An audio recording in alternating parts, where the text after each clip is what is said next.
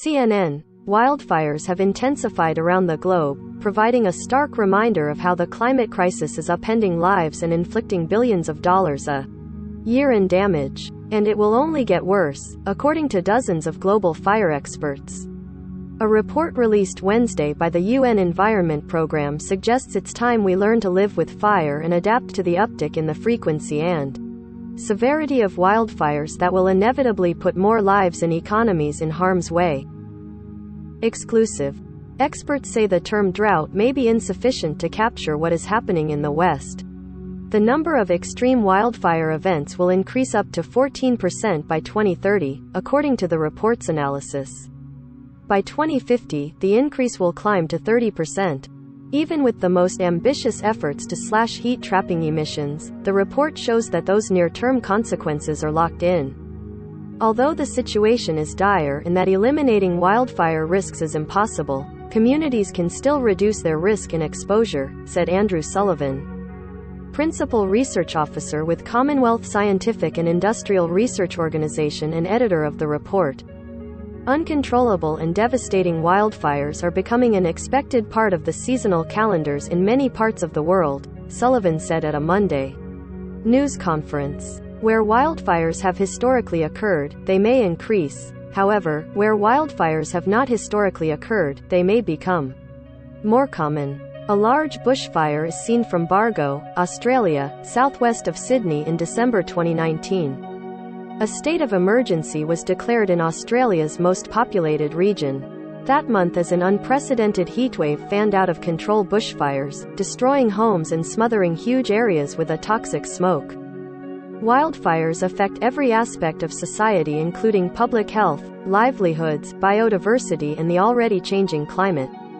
UNEP researchers, including over 50 experts from universities, government agencies and international organizations around the world, say the report serves as a roadmap for adapting to a burning world. The changing pattern of wildfires. Fires have always served a vital ecological purpose on Earth, essential for many ecosystems. They restore the soil's nutrients, helping germinate plants and remove decaying matter. Without fires, overgrown foliage like grasses and shrubs can prime the landscape for worse flare-ups, particularly during extreme drought and heat waves. Burning parts of the land on purpose has historically prevented larger, more destructive fires. Indigenous people have been applying this preventative method, known as controlled or prescribed burns, for thousands of years. A firefighter battles flames during the Creek Fire in the Cascadel Woods area of unincorporated Madera County, California, in September 2020. But as humans warmed the planet, developed more land and created fire suppression policies while neglecting forest management, wildfires have become more deadly and destructive than ever before. These factors, according to the UNEP report, drastically changed the fire regime. Wildfires now burn longer and are becoming hotter in places where they have always occurred. Meanwhile, fires are also igniting and spreading in unexpected places, including wetlands, drying peatlands, and on thawing permafrost in the Arctic. What is black carbon? The latest way humans are causing changes in Antarctica.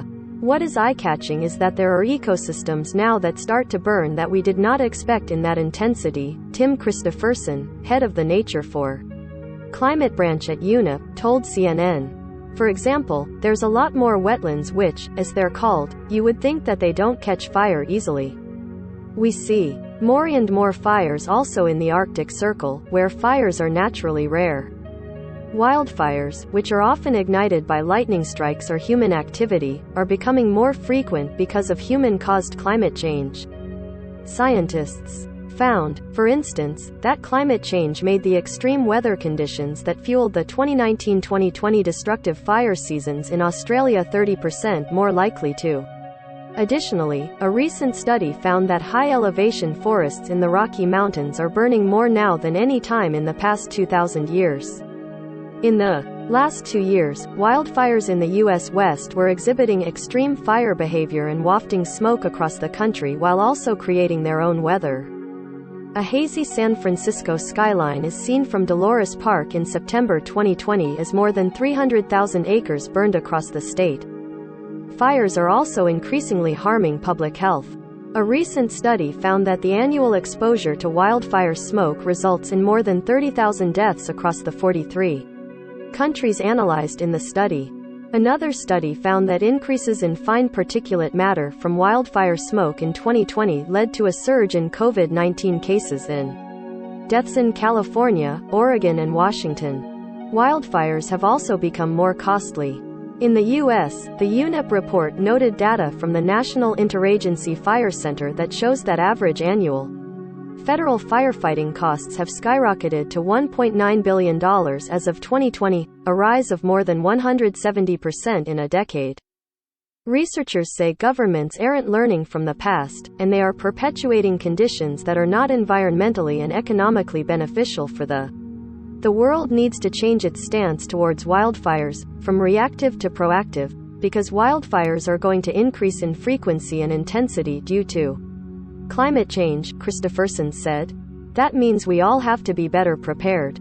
A shift in thinking. The report predicts that the likelihood of intense events, similar to those seen in Australia's so-called Black Summer wildfires in 2019 and 2020 are the record-setting Arctic fires in 2020, will increase by up to 57% by the end of the century. And because of the ever-shifting conditions in which wildfires now occur, researchers say authorities and policymakers need to work in tandem with local communities, bring back indigenous knowledge, and invest money to prevent wildfires from igniting in the first place to reduce the damage and loss that comes. A forest fire in central Yakutia, Russia, in June 2020. UNEP researchers suggest that governments adopt a fire-ready formula, which commits 2/3 of spending to planning, prevention, preparedness and recovery, with only a smaller percentage put toward response to damages and losses. Greenland's ice is melting from the bottom up, and far faster than previously thought, study shows. This formula needs to be fine-tuned to each regional and national context, Christopherson said. But in general, it's a shift away from investing only in the response and more into prevention, planning and recovery. Christopherson added that building stronger regional and international cooperation to help other countries is crucial as well. Some countries are more advanced in this than others, and they can share their knowledge with other countries, he said. At the moment, what keeps me up at night is that there's no real global response yet, so we need more investments also in that kind of a global platform. The report acknowledges that the UN system itself lacks robust wildfire expertise dedicated to this challenge, which they plan to change through a series of initiatives that would help countries